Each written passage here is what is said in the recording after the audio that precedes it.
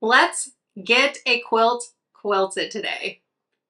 Okay, maybe we won't get the whole quilt quilted today, but we'll get a good start on it. So I'm using my Juki here. It is a Juki TL QVP. It is a great machine, I think, for quilting a quilt on a sort of domestic machine. It's a semi-industrial. It has a nice size throat space. This is a pretty big quilt. It is about twin size. I've had a lot of people ask me to show quilting kind of a larger quilt because normally I do kind of a throw size quilt when I'm doing quilting for a video because it's just kind of faster to get finished, honestly. But today I'm going to get this one done on here. I'm just going to do some simple straight line quilting. It is very easy to do on a domestic machine because you don't have to maneuver as much. And I feel like I can get a very successful look to the quilting. So I have this quilt all basted and ready to go. If you need some tips on getting a quilt basted, the video before this one was showing me basting this exact quilt. Now I have the walking foot set up on this machine. I will say the walking foot that comes with this machine isn't great. I've already had to replace it once. I had Bernina as well, and that walking foot worked really well. It was a lot better than this one. Juki really needs to work on their walking feet, if I'm being honest. So I have the walking foot set up on this machine. I'm going to use the 1/2 inch quilt lock for some of the straight lines on here. I'll show you how that works. Normally I put on my quilting gloves. It is way too hot here in Texas, so I don't have those on. I have my machine set up to a stitch length of 3, and I have the standard gray thread in here. The only time I change out my thread is if I really want a specific look on my quilt. It is too overwhelming for me to choose thread colors when I'm quilting, so I stick to the gray because it blends in really well. The only time I really change it is to a cream if there's a lot of creams in the quilt, and I don't think gray will look well with that. But really this color just blends in with everything. I'm pretty sure it's called Dove Gray. I love it. All right, so enough yapping. I'm gonna find the about center of this quilt on one side.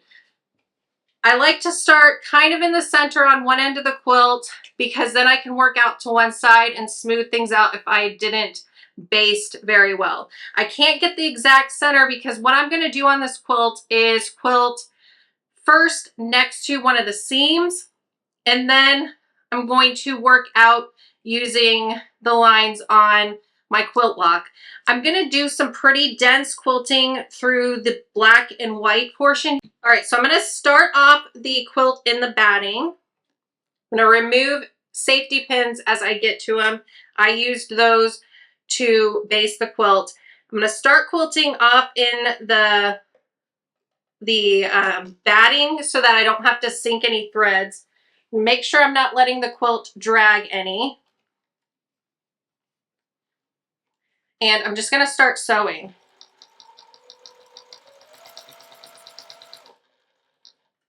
Don't need the quilt lock right now, so I'm going to set it to the side.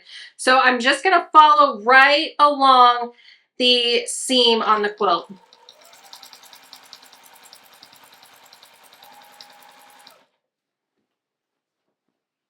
If you feel the quilt starting to kind of drag and not want to pull through, it is probably because you have too much of the weight laying down in your lap or somewhere else. So adjust when you feel that pull and start going again.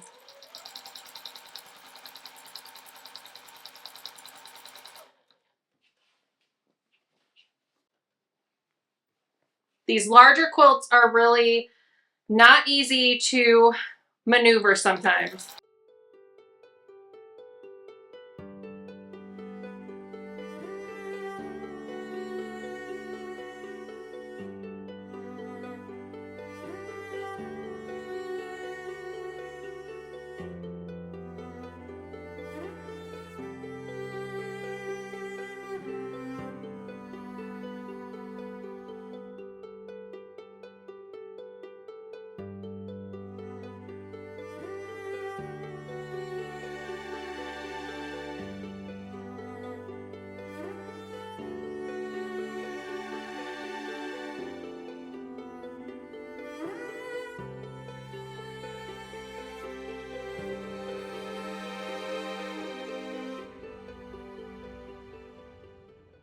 right, so once I got to the end, I sewed right off into the batting, and I'm gonna cut the thread, and then I'm gonna go back to where I started.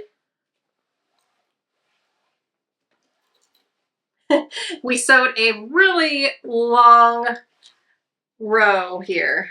All right, and so for the next row of stitches, I'm gonna line up right next to the quilt lock here and sew. And I'm gonna keep this line lined up with the threads.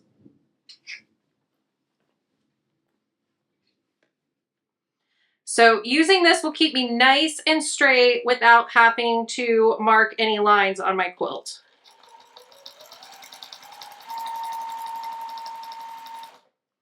And there's grips on the bottom of it that will hold the quilt.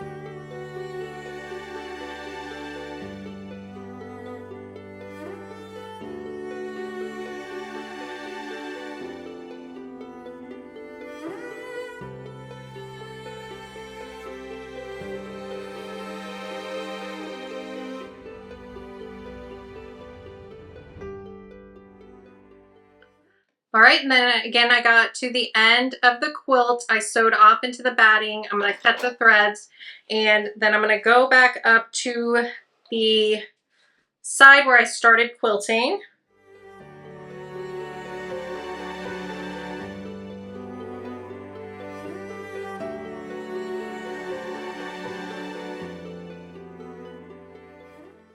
And then this time I'm gonna sew on the opposite side of the seam.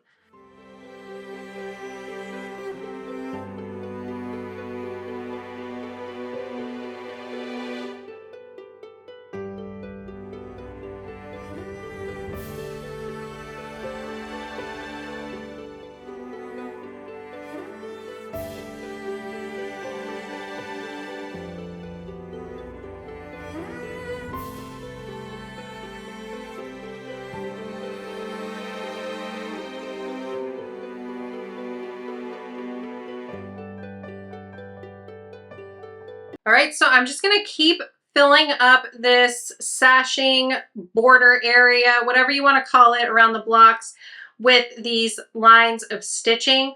First going in the direction I have been going. Once I finish all of these areas, I'll turn the quilt and I'll quilt in the opposite direction as well.